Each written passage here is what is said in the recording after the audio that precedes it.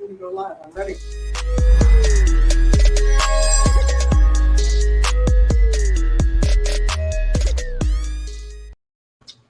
Okay, I want to talk about pitch decks because there are quite a few of you that will be turning in pitch decks to me towards the end of the month, especially for those of you that are responding to my call for unscripted documents. So I'm just getting set up here. What I want to do is just walk you through that process because we do have a checklist that we use, and I recognize that most of you don't know how to do decks, and you really, really, really need to. So I'm putting this up on LinkedIn for anybody who needs that help, and this is up on Agency's YouTube as well, so it'll live there.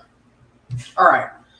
The pitch deck document that we hand out is a compilation of a few things. My memory, along with some things we incorporated. Netflix had done a thing on Stage 32 a while back, not Netflix in its entirety, but a gentleman who works there, apparently he had done this amazing, I think it was like a 2-hour seminar where he talked about things that should be in the decks. And so we actually ended up incorporating some of those things into what we look for. It's definitely in some of these sticky notes of how we look for things. And so this is going to be a very simple overview checklist of what I look for and what we look for internally in pitch decks.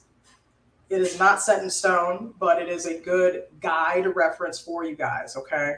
Of course, the title, the writer is the first slide. The type of show is very important that, to me anyway, that you tell me that right after you tell me what it's called, so I know how to receive it and, get prepared for whatever it's going to be. And the visual background shows the tone of the show. Sometimes those can be the comps as well. And then we have the log line. Do your brief log line that tells us what it's about. Synopsis as well, that gives us a little bit of an overview. And then we get into the characters. And with that, the visual pictures of known actors are typically helpful. Now, I will say we also give the same template for you if you're trying to do an unscripted project where you're trying to do a deck, you don't have a sizzle, meaning you haven't already shot kind of the concept, the proof of concept for that show. So I will say this, you probably don't need to put in pictures of celebrities. If you have the actual cast of the people, you can put in those pictures of the person or, a general idea of that person, or even just general ideas about the characters, because there are archetypes of characters that really don't change. There are people that are anchors, dreamers, they're aloof, they're the morons, they're idiots. You have just all these different variables of people. I was taught in school that we needed to have an idea of 5 seasons. Whether you agree with that or not, I can make a case for why it matters. A lot of times there are people, and I call it the Issa Rae effect, because not a lot of people have followed Issa Rae's career properly. They just thought she did a YouTube series and then bam, she was on Insecure. They missed all that other stuff in between that she had to go through for like 5 years until she finally got Insecure. And so what I want to know is, can this writer really show how this show is what we would call repeatable?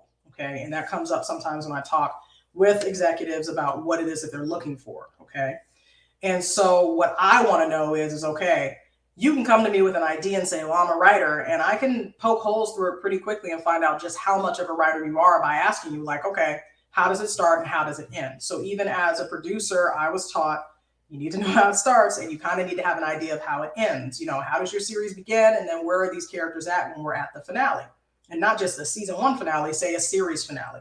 You can go back to some interviews that Ryan Murphy did when he was talking about Glee and how they knew kind of like in the end that, Finn and Rachel were going to be together. But then, of course, with the death of Corey Monteith, she couldn't be with Finn. And so it made sense that she ended up with whatever John Groff's character's name was. I completely forgot.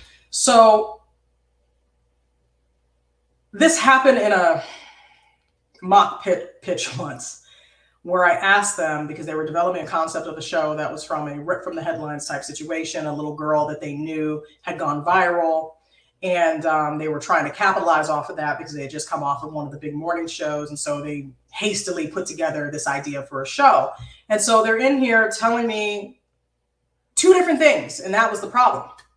You had 2 different writers, so to speak, talking about this. And so I asked a simple question. I said, how does it end? One writer says they live happily ever after. And the other one was just like, he dies. And I was just like, you guys aren't even on the same page. Like you don't even know how the show ends. Like we can't even pitch this. Like, what are you doing? So for me and me only, I want to see all the way to season 7. Okay. The reason why is because there was a network test deal contract that we signed at a network that was 7 years. So pilots are no longer 5 years, 7 years. So I want you to have ideas to show how this show can be repeatable.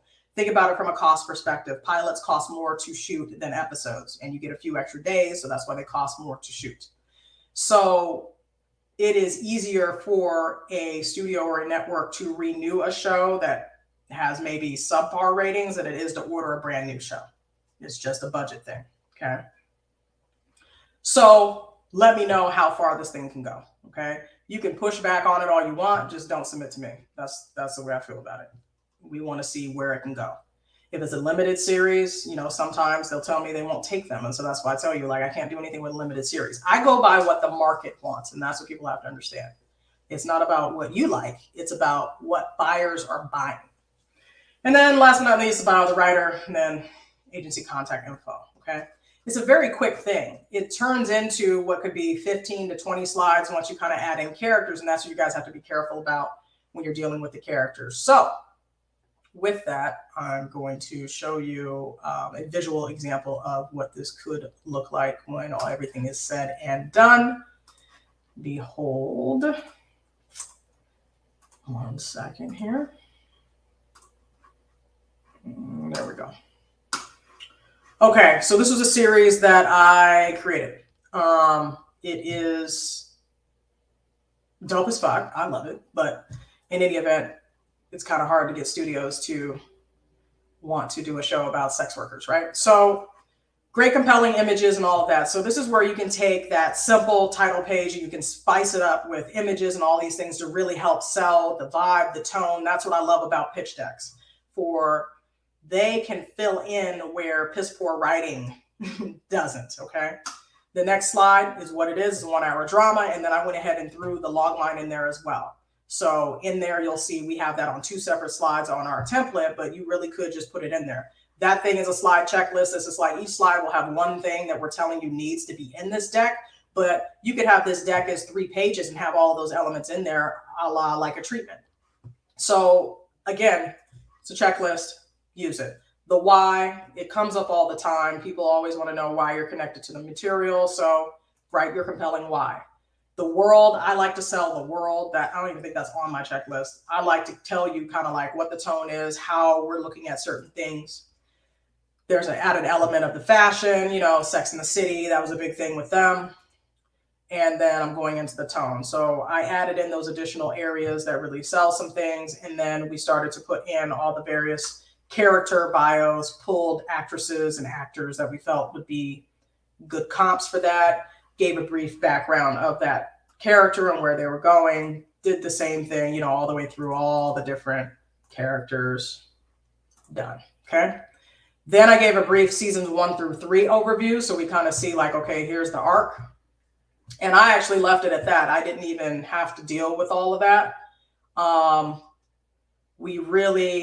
In fact, this was their arc because they're the main character. So for me, I even made the season 1 through 3 arc of those main characters so you could see the song and dance that they go through, because to me, this is a long haul story. It's something that's going to take time to unveil. It's really going to do some things. And then we kind of said, okay, here's kind of where everybody's going in that season. Then I even, because I'm so overzealous, gave them the spinoff that immediately comes with it. It's a backdoor pilot. And then me, all of that, my EP, and my other co-producer. So hopefully you see how easy it is to do these. They're not difficult to do. It's just about really getting organized. And one of the ways that you can do that is by simply just following this checklist of like, okay, I need these elements. Even if you just wrote them on a 1 sheet, those elements are there so that the majority of the questions that anyone would have about the show are being answered. Okay. You want to have that stuff ready, not only so that you know it and can regurgitate it, but so that there's not so many holes in everything that people are not sure about the project. All right. So hopefully that helps. And again, if you guys are turning in those to me, if you're a client watching this, those are due by the end of the month. Kendra gave you guys a hard deadline of the 28th because she's going to review them, make you fix what you didn't follow from the template that we gave you, and then try to get it into me by the 30th so we can move forward and do the things that we need to do. So hopefully that helps you, and good luck.